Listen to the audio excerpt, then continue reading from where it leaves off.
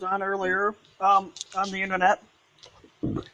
Now, I've never seen the show, and I do know they have shows of it, like those storage wars, where basically some people lose out on a lot of valuables they might have, or they might lose out on something. Sometimes when a person buys out the storage, they're supposedly supposed to get whatever's in there.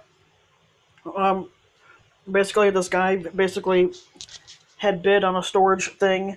He won the storage because they took basically the people before him couldn't keep up on the payments, so they were forced to let it go. Obviously, he finds a safe in there.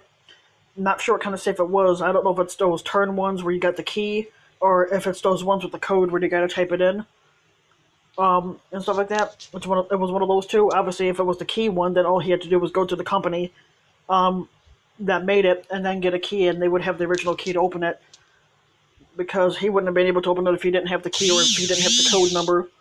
But obviously, it was a big one, so obviously it's like one of those ones where you keep your most valuable items in there. And obviously, he took it to the company that made it, and when they got it open, inside the safe was $7.5 million, and I would have kept it. I would have never have said anything. But you can't go spend crazy if you find something like that. Technically, he was forced to give the 7.5 million back to the family that it belonged to.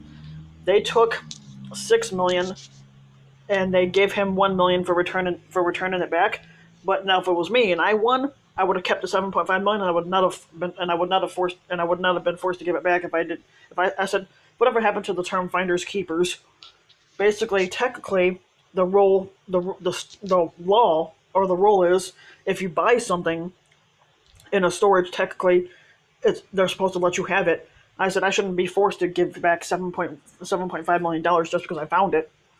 I would keep it and not go spend crazy.